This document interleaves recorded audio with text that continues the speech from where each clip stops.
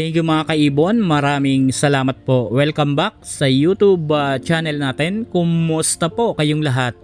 For today's video, ang pag-uusapan natin mga kaibon, yung mga naging tanong sa akin ng kaibon natin. Ang una na tanong sa akin ng kaibon natin, ang tanong, ano daw ba ang magiging ID ng painakay ng parisan na blue pale palo na kak at ang kapares green opa split pale na hen? Mga kaibon, disclaimer lang po, ang isi-share ko dito ay base lamang ito sa kaalaman ko at karanasan ko sa pag-aalaga ng mga ibon. Sa tanong, kung ano ba ang magiging ID ng painakay ng parisan na blue pale palo na kak at ang kapares green opa split pale na hen, pwede po yan maglabas ng visual pale palo na hen.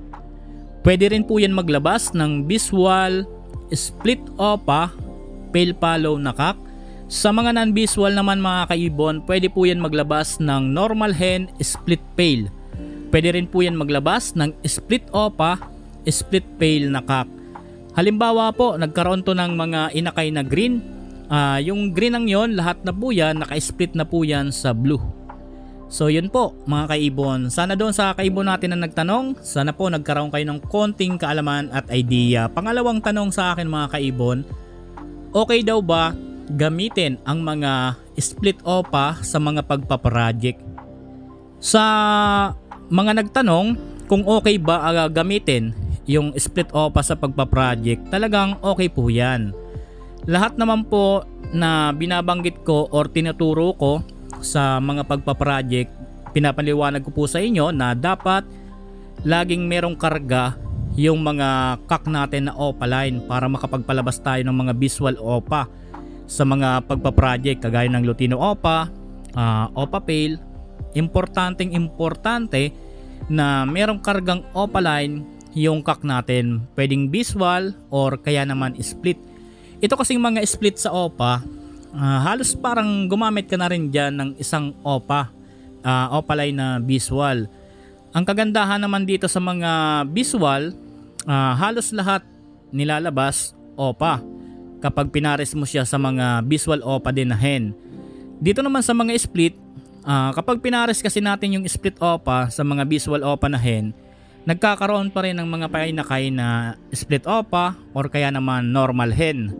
So, ang importante dito, yung materials natin na split sa opa, kayang-kaya makapagpalabas ng isang visual opa sa mga magiging inakay. Kahit ipares mo yan sa normal hen, mag-aanak pa rin yan ng opa line na hen mga kaibon. So walang problema dahil kahit papano meron tayong napapalabas na visual.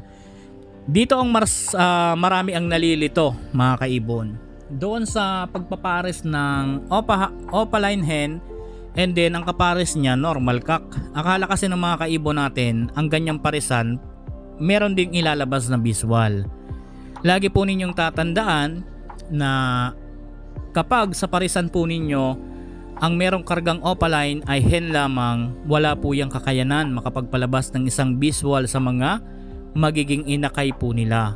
Kung gusto natin makapagpalabas ng mga visual, lagi natin tatandaan gumamit tayo ng visual opa line kak or kaya naman split opa line na kak mga kaibon. So yung mga kak nang yan, split opa and then visual opa kak, kahit kasi pares ninyo yan sa mga normal hen, walang kargang opa line, sa mga magiging inakay niyan, magkakaroon ka dyan ng painakay ng mga visual opa. Pero kung ang materyales mo hen lang ang merong kargang opa, yung kak wala, hindi po yan maglalabas ng visual opa sa mga magiging anak. So regarding doon sa nagtanong kung okay ba gamitin ang mga split opa sa project like Lutino opa or pale palo, opa pale, okay na okay po yan, wala pong problema dyan, goods po, kahit split lang yan, maglalabas yan ng visual. So yun po, maraming salamat doon sa mga kaibon natin na nagtatanong. Hanggang dito muna yung video natin. Sinagot ko lang yung ibang tanong sa akin ng kaibon natin. So doon sa mga kaibon natin na gustong magtanong, paki-comment na lang at sasagutin natin yan sa susunod na video. Maraming salamat po, happy birthday sa ating lahat, God bless po sa ating lahat mga kaibon.